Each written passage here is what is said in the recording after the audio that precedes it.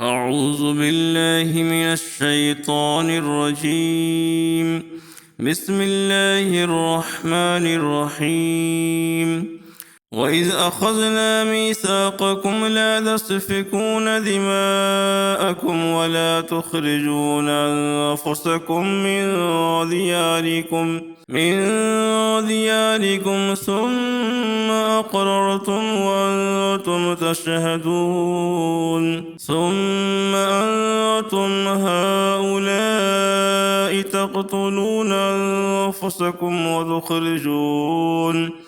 وتخرجون فريقا منكم من ديارهم تظاهرون عليهم بالإثم والعدوان وإن يأتوكم أسارى تفادوهم وهو محرم عليكم إخراجهم أفتؤمنون ببعض الكتاب وتكفرون ببعض فما جزاء من يفعل ذلك منكم إلا خزي في الحياة الدنيا ويوم القيامة يردون إلى أشد العذاب وما الله بغافل عما تعملون.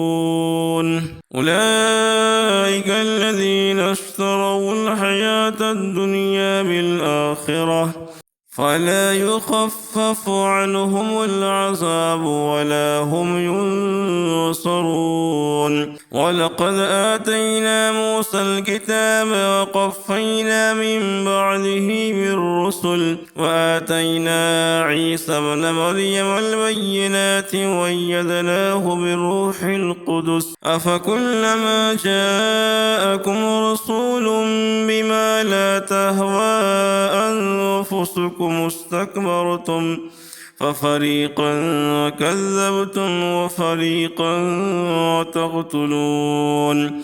وقالوا قلوبنا غلف بل لعنهم الله بكفرهم فقليلا ما يؤمنون.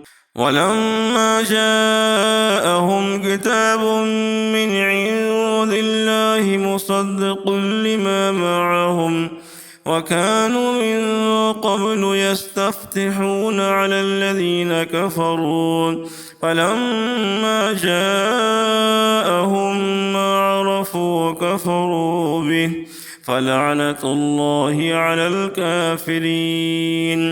بئس ما اشتروا به أنفسهم أن يكفروا بما أنزل الله بغيا أن ينزل الله من فضله على من يشاء من عباده فباءوا بغضب على غضب وللكافرين عذاب مهين.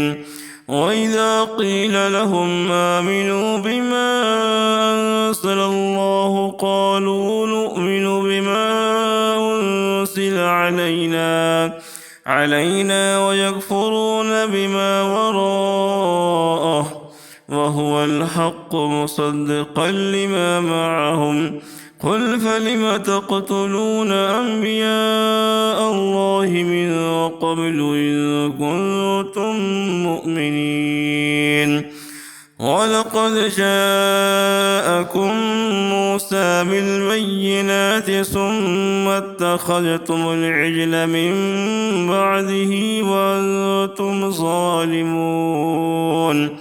وإذ أخذنا ميثاقكم ورفعنا فوقكم الطور خذوا ما آتيناكم بقوة واسمعوا قالوا سمعنا وعصينا وأشربوا في قلوبهم العجل بكفرهم قل بئس ما يأمركم به إيمانكم إن كنتم مؤمنين.